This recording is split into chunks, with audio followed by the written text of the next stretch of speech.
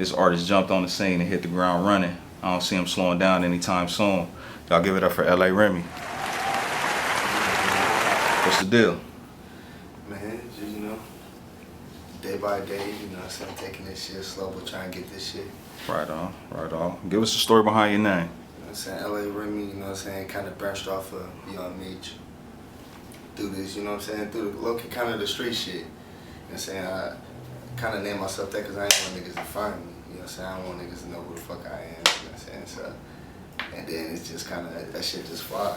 So I just kind of kept that shit. And then that's just kind of just branched off from that shit. Right on. What made you want to do music? Shit, my cousin, he used to make me and my little sister, freestyle battle and shit. So I thought that was pretty dope. So when I got older, I just kind of, when I went to jail, I didn't have shit else to do, so I just started writing. And when I got out, I started taking it more serious. But when I had the resources to actually do it, the resources to do it and the money to do it and shit, then that's when I really started taking it serious. So. Who are some of your musical influences? Shit, when I walked in this motherfucker, he was playing one of them, Nipsey, Nipsey Hussle, Boosie, and Tupac. They're my big influences. Right on. How would you describe your style? Unorthodox. People fall in love with that shit real good, because I'm just me. I don't sound like nobody else. Why should people listen to your music? I feel like I speak about a lot of shit that people can relate to. I speak about a lot of shit people can relate to. In my music, I try to not just talk about myself, but a lot of shit that I see. So when somebody can hear my music, if they feeling that type of way, they can listen to that, and they can get over, however they feeling. That's why I feel like people should listen to my music, and I feel like that's the imprint I'm gonna leave in people. 100. What's your ultimate goal musically? Shit. Get this fucking money, take my family out this shit, and get as far as I can get, and treat it like a job and a business more than just music. Okay. How many days out the week are you in the studio recording? Every day. Every single day. Like when I get off work, I go straight to the studio, I roll up, I make music, my wife, she get it, she be pissed off. And I tell you, it's gonna come ahead every single day I work. Do you think the radio is important for artists nowadays? I don't know, bro. I don't really know, cause I feel like you can do it big without the radio, but at the same time, I feel like that'd be a good publicity. But I feel like you can do it big without the radio too. A lot of my music, I feel like they wouldn't play my shit on the radio no way. Cause it's too real. How do you feel about the DJs in the city? They good. I just ain't really, met too many or really been. I ain't really put myself, in they DMs or, like that. But, shit, I don't know. Hopefully I can hook up with them, do some shit. What part of the song is most important to you? Hook, verse, or beat? Beat. The beat, because I feed off of that. Beat. Because usually I don't have shit wrote down until I get in the studio and listen to a beat. The beat is like everything to me, Like, if the beat jump in and it gotta talk to me. If the beat ain't talking to me, then I ain't talking on that motherfucker. Right. So, that shit. Right. What was the first album you ever bought? First album I ever bought was actually the Kamikaze album by Twista. First album I ever paid cash for, and then anything else I used to just listen to it from my uncle shit. Right. Yeah, everything. What do you love about rap? Shit, you can just be yourself. Shit, the real motherfuckers in this shit just be theyself. That's what I love about it. You don't gotta some people portray themselves for what they not, but most likely you can just really be yourself. Whoever you is, you go out there and talk your shit. You just be who you are. If you just If you a weird motherfucker, you gonna be a weird rapper and you gonna have a weird fan base. And that's gonna be you. You can do what the fuck you wanna do. You know what I'm saying? If you wanna be, you know what I'm saying, a street nigga, you be a street nigga, you got a street fan base. You know what I'm saying? It's just, you can take your own lens in this shit, and then at that, you can express how you feel. I don't give a fuck what anybody say, you know what I'm saying? What the motherfuckers say, oh, it's just noise, or it's dang, all they talk about is whoop, whoop. Motherfucker, we venting. You know what I'm saying? We ain't got nobody to talk to, nigga. We mad. We talking about what we gonna talk about. And that's why I love rap, you know what I'm saying? I love it. So does it matter if people live the life they rap about, or is it just entertainment? I feel like to a certain extent it mattered.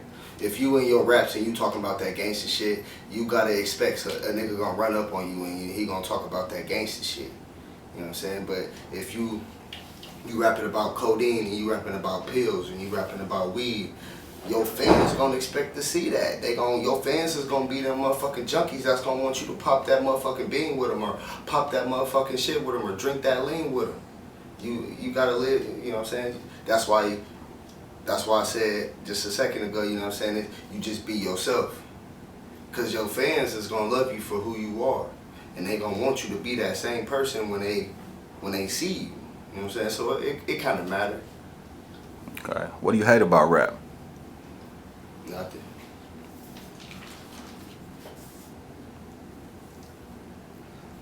What do you think it's gonna take for the city to get on musically? Motherfuckers gotta show more love. I wouldn't even say come together, because everybody ain't came together.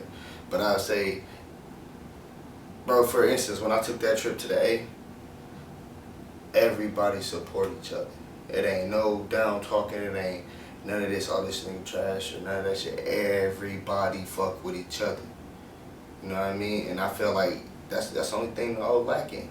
And I feel like if we was to get on that type of page, we'd be on. If niggas is always sharing shit, you know what I'm saying, always putting this out there, motherfuckers, okay, you gotta make your money, but if you from the city, you kinda drop it low for a motherfucker if you wanna do some shit. You know what I'm saying? Like, I don't know, I just feel like you gotta show more support for your city, because you gotta come up in your city before you come up in somebody else's city. You know what I'm saying? So that's, I feel like it's gonna take a lot for motherfuckers to come together, man, and just kinda do that shit. Absolutely. Does Omaha have a sound? Yeah, definitely. And I've been hearing that shit a lot lately. Like, Omaha definitely got a sound. And we don't just sound like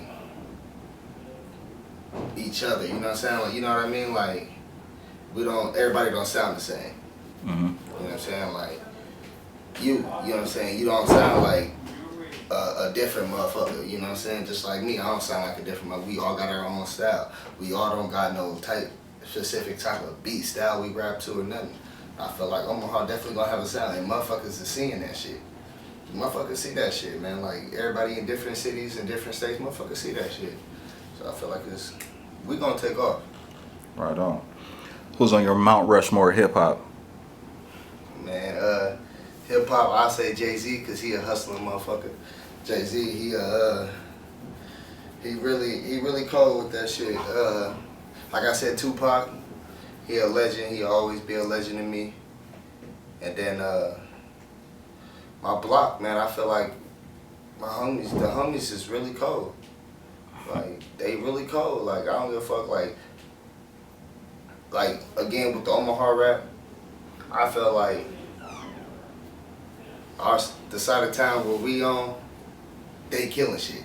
We killing shit right now. Like, that's really who I really fuck with. Like, the homies and Tupac and motherfucking Jigga, when it come to the motherfucking him hustling and doing his promotion and doing all of that shit, like, they really be on that shit. So that's all I am. Like, I'm trying to hustle, I'm trying to get this shit, cause it's not just about the music when it comes to this game, and it's really a business. You know what I mean? It's a strong business, and you gotta take it serious if you fucking with it. Right. If you could pick one rapper and one singer to do a song with, who would they be? Locally or just anybody? Anybody. Dead or alive too. Shit, man.